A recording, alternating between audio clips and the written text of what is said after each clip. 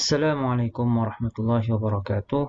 Alhamdulillah rabbil alamin wassalatu wassalamu ala asyrafil anbiya'i wal mursalin wa ala alihi wa sahbihi ajma'in. Rabbi shrah li sadri wa yassir li amri wahlul 'uqdatam min lisani yafqahu qawli. طيب قبل أن نبدأ هذه الدراسة هيا بنا نبدأ بقراءة البسملة. بسم الله الرحمن الرحيم. رب زدنا علما وارزقنا فهما. أهلا وسهلا ومرحبا في التدريس اللغة العربية للصف الثالث من المدرسة الثانوية الإسلامية لقسم العلوم الدينية. كيف حالكم؟ طيب. الحمد لله أنتم بالخير إن شاء الله.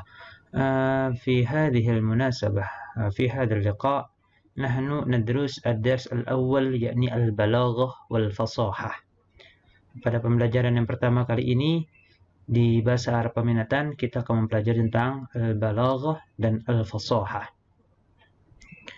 Kita lihat terlebih dahulu kompetensi inti ya, kemudian kompetensi dasarnya. Ada 3 sebenarnya materinya, tapi Bapak fokuskan di hari yang pertama ini, di pertemuan yang pertama ini yaitu kita membahas tentang al-fasahah, kemudian kita menyambung dengan al-balaghah. Indikatornya kalian juga bisa baca secara mandiri. Baik. Untuk mengefisienkan waktu kita langsung lanjut ke materinya. Ya. Kita akan membahas tentang al-balaghah. Balaghah secara umum yaitu adalah ilmu yang mempelajari ungkapan-ungkapan estetis yang indah ya. Kemudian dengan ilmu tersebut kita bisa mengetahui segala keindahan-keindahan bahasa yang ada di dalam Al-Qur'an, ada dalam hadis dan juga ada di dalam teks-teks Arab yang tentunya begitu sangat sastrawi. Dan yang perlu kita ketahui bahwasannya di antara salah satu kemukjizatan Al-Quran adalah keindahan yang ada dalam bahasanya. Oleh karena itu, ilmu balaghah dibutuhkan. Untuk apa? Untuk mendalami dan memahami Al-Quran secara menyeluruh. Semangat belajarnya. Ya. Al-balaghah, ya, balaghah itu juga mengkaji bagaimana kita menggunakan bahasa secara efektif. Juga apa yang kita sampaikan sehingga mudah dipahami oleh mukhatab ya. Kita mutakalim yang berbicara dengan ilmu balaghah, kita bisa mengungkapkan perkataan, ujaran sehingga ujaran tersebut mudah dipahami oleh mukhatab, oleh orang yang diajak bicara. Dengan demikian, bila mana kita menguasai ilmu balaghah, kita tidak akan menimbulkan salah paham. Kita juga tidak menyinggung perasaan orang lain. Ya, bisa menyampaikan ujaran dengan santun, menarik, bahkan ya dapat menimbulkan rasa keindahan sehingga kalam atau ujaran pembicaraan yang kita sampaikan mendapat respon positif dari orang yang diajak bicara atau mukhatab. Itu secara umum. Nah, sekarang kita lihat secara istilah ta'riful balaghah. Ya, al-balaghah hiya ta'diyatul ma'nal jalil واضحا بعبارة صحيحة فصيحة لها في النفس أثر جذاب مع ملائمة كل كلام للموطن الذي يقال فيه والأشخاص الذين يخاطبون. Ya, jadi al-balaghah hiya ta'diyatul ma'na al-jalil. Balaghah adalah menyampaikan makna yang tinggi, yang luhur, wadihan secara jelas, bi'ibaratin sahihatin fasihatin, dengan menggunakan ibarat atau ungkapan sahihah yang benar, fasihah yang fasih atau ada unsur fasahah di dalamnya. Laha fin nafsi atharun jadzabun. Ungkapan tersebut memiliki pengaruh yang begitu sangat mempesona di dalam jiwa. Ma'a mula'amatin kulla kalamin lil mautinil ladzi yuqalu fihi wal ashkhasil ladzina yukhatibun. Karena setiap ujaran ada kesesuaian dengan situasi, tempat, dan waktu disampaikan ujaran, dan juga sesuai dengan keadaan orang yang diajak bicara atau mukhatab.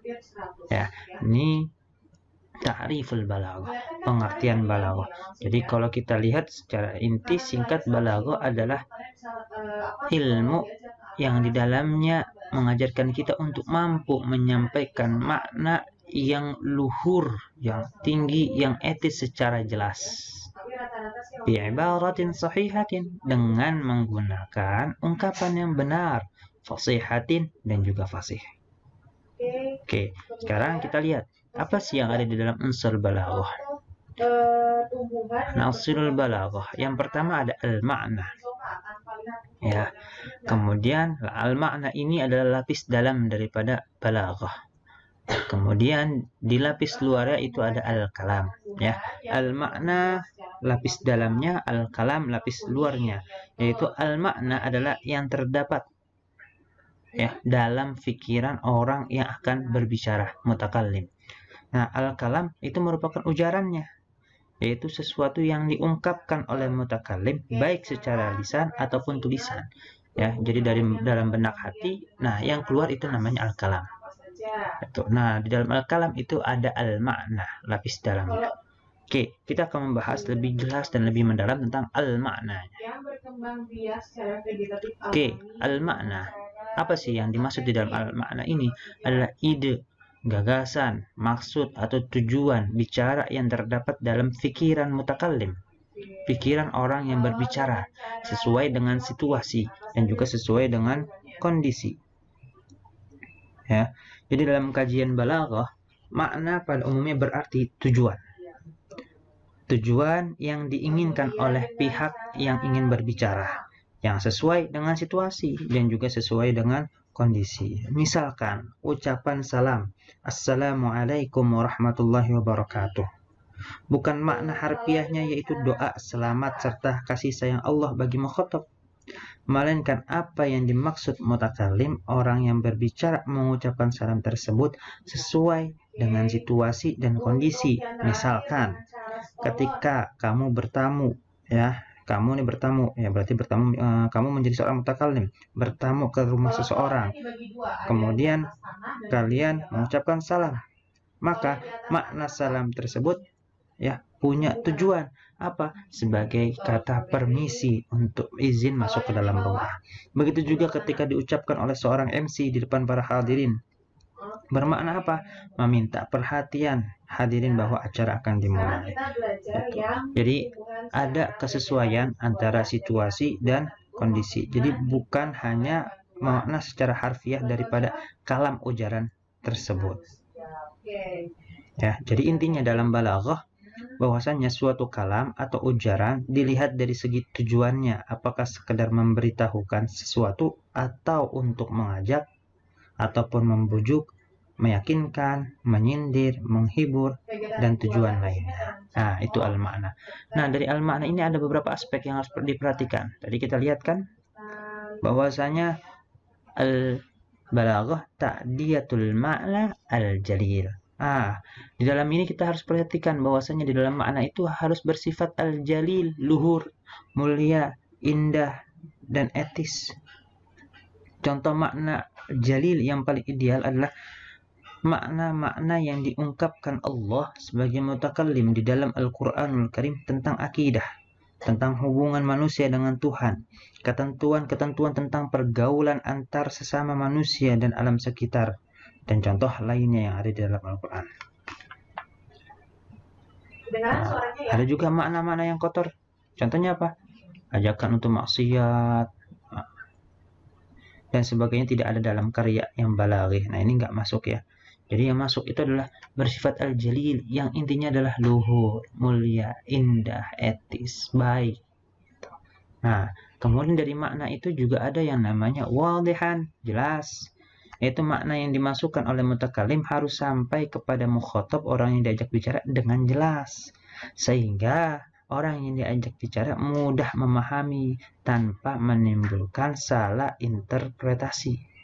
Intinya tidak menimbulkan salah paham. Tuh. Kemudian dari semuanya itu digunakan dengan apa? Bi'ibaratin sahihatin fasihatin, yaitu ungkapan menggunakan ungkapan yang benar dan juga serta fasih. Maksudnya apa? Maksudnya yaitu sesuai dengan kaidah bahasa Arab, baik itu nahwu ataupun sorof. Ya, jadi bi'ibaratin sahihatin fasihatin itu harus sesuai dengan kaidah bahasa Arab. Nah, ini ada fasahah. Nanti kita akan belajar fasahah setelah pembelajaran balaghah ini. Ya, jadi sesuai dengan kaidah bahasa Arab, baik itu nahwu ataupun sorof, dan prinsip-prinsip tentang penggunaan mufradat atau kosakata. Kemudian memiliki nilai fasahah. Ya, nilai fasahah seperti apa dan bagaimana nanti kita akan bahas. Kemudian juga sesuai dengan situasi dan juga kondisi yang mutakallim dan mukhatab rasakan di saat itu.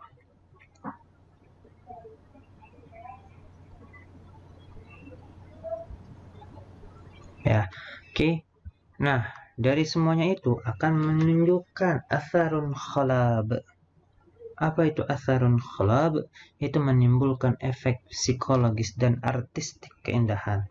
Ya, jadi ungkapan yang fasahah itu, ya, yang tadi bi'ibaratin sahihatin fasihatin, dapat menimbulkan efek psikologis, bahkan juga efek artistik keindahan yang dapat menggerakkan jiwa mukhatab, orang yang diajak bicara, sehingga ia memberikan tanggapan, memberikan respon berupa perkataan ataupun reaksi berbentuk perbuatan sesuai dengan apa yang diinginkan dan diharapkan oleh mutakallim. Itu jadi kalau diatur, ditata dengan baik, maka akan menimbulkan efek psikologis yang diharapkan oleh mutakallim. Efek yang diharapkan dan diinginkan oleh seorang mutakallim. Nah, itu pembahasan dari al-makna yang ada di dalam lapis dalam di al-balaghah. Sedangkan al-kalam itu apa? Ya, al-kalam adalah bentuknya, ujaran, baik itu sifatnya lisan, ya, ataupun sifatnya tulisan. Oke. Nah, sekarang kita mulai masuk ke al-fasahah. Apa sih itu al-fasahah? Ya, al-fasahah tentu adalah istilah yang erat kaitannya dengan al-balaghah. Al-fasahah tidak bisa dipisahkan dengan balaghah. Ada kalam baligh, ada kalam fasih, ya. Kalau kita perhatikan dari definisi balaghah, bahwasanya salah satu persyaratan utama ujaran yang bernilai balaghah atau kalam balik, ya, bernilai balaghah, ujaran yang bernilai balaghah itu disebut kalam balik, adalah kalam itu harus fasahah, yaitu kalam fasih, ya. Terdapat kalam fasih atau nilai atau kriteria yang ada di dalam al-fasahah. Oke, sekarang kita lihat dan kita perhatikan. Secara bahasa, ta'riful fasahah itu dua. Pertama al-bayan, dan kedua az-zuhur. Maksud al-bayan yaitu jelas. Maksud az-zuhur itu terang. Maksudnya apa sih? Ya, al-fasahah itu harus jelas. Jelas dalam apa? Jelas dalam memberikan penjelasan. Jelas dalam memberikan informatif.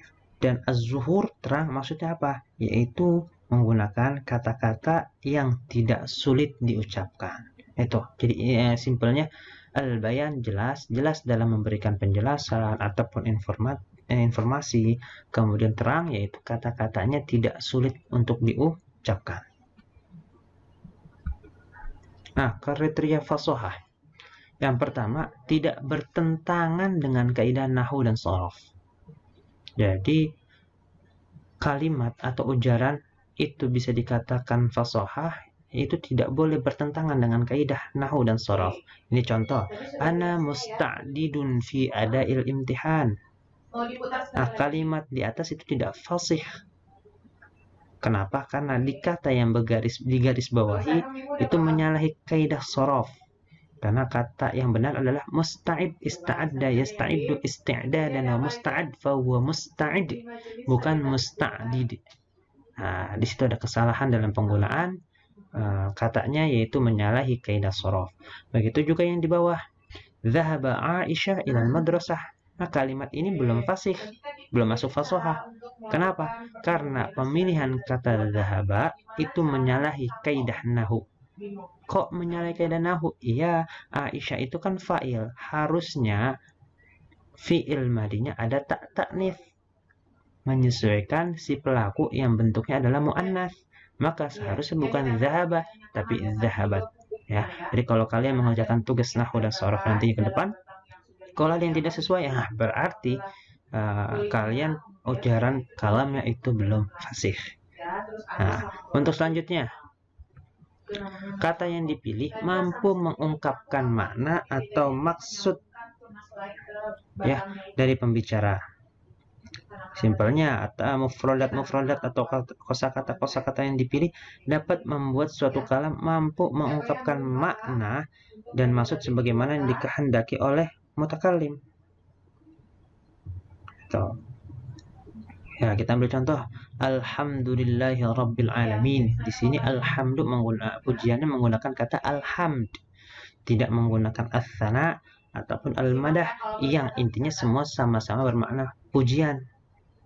Itu. Nah, ini nanti akan diterangkan di bagian analisis fasahah dari selanjutnya. Ya, atau contoh lain dalam bahasa Indonesia. Ada kata gelandangan itu tertatih-tatih sepanjang trotoar. Nah, kalau kita lihat itu memberikan informasi yang lebih akurat karena memakai kata-kata yang bermakna khusus dibandingkan dengan kalimat yang memakai kata-kata yang bermakna umum. Apa tuh? Orang miskin itu berjalan perlahan-lahan sepanjang trotoar. Ketika kita mengasih tahu informasi, oh itu gelandang, orang miskin itu umumnya gelandang, orang miskin itu ada banyak, di dalamnya itu ada gelandang. Nah, kita langsung poin ke intinya, oh gelandang itu berarti dia menggunakan kata yang khusus sehingga mukhatab yang diajak bicara paham. Oh, kalau kita bilang orang miskin, orang miskin itu ada banyak macam-macamnya, yang mana nih dimaksud orang miskin? Itu masih belum mudah dipahami langsung oleh mukhatabnya. Jadi penggunaan kata yang sesuai, menggunakan kata yang sesuai ya, yang dapat mudah memahami apa yang diungkapkan oleh si mutakalim, pembicara. Oke, kita lanjut. Kemudian tidak terasa janggal, kata yang digunakan asing, rancu, dan tidak sulit diucapkan ataupun syadz ya. Jadi tidak terasa janggal, asing, dan tidak sulit diucapkan. Karena dasar penilaian fasih tidaknya suatu kalam itu adalah perasaan. Itu perasaan mereka yang dipandang memiliki rasa bahasa Arab yang tinggi, adzauq as-salim, semisal para penulis unggul dan para penyair ternama. Ya, jadi kriteria ini bersifat subjektif, itu tergantung orang-orangnya yang menggunakannya ya. Jadi kita bisa tahu itu janggal atau enggak ya kemampuan kitanya dalam menguasai bahasa Arab atau menguasai kosakata yang ada dalam bahasa Arab. Kita ambil contoh, ada kata yang sulit diucapkan, al-bu'aq bimana as-sahabah, awan. Itu kata itu sulit diucapkan. Kemudian contoh kata yang rancu maknanya membingungkan, al-sinah itu artinya lisan. Bathal Hakim al-sinatahu fil Madinah. Hakim memasang beberapa orang mata-matanya di kota. Al-sinah itu artinya lisan. Sedangkan di dalam Quran ada di surah Al-Ibrahim ayat 4, itu bisa juga diartikan bahasa dan itu lebih tepat. Tapi kalau di sini diartikan orang mata-matanya. Gitu. Nah, ini kurang tepat dan tidak sesuai. Kemudian juga kata yang asing, contoh dohala bimakna naqasa, itlahama bermakna ishtadda, lebih umum ishtadda, kurang lebih umum naqasa. Taka'ka'a bimana ijtama'a, berkumpul. Orang lebih sering menggunakan kata ijtama'a.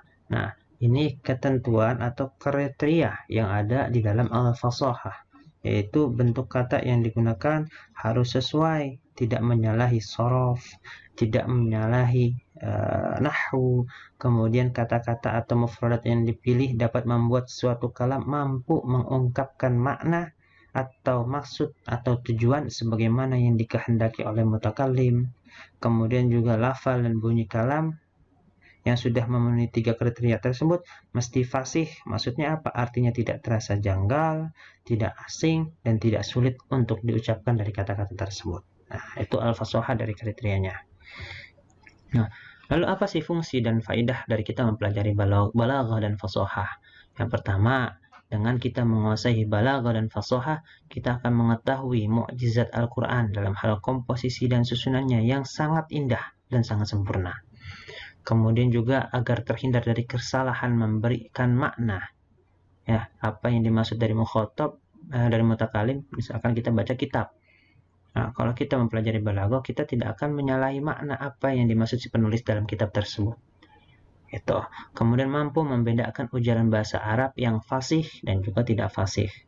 Kemudian mengetahui karakteristik bahasa Arab. Ya, bahasa Arab itu sangat luas.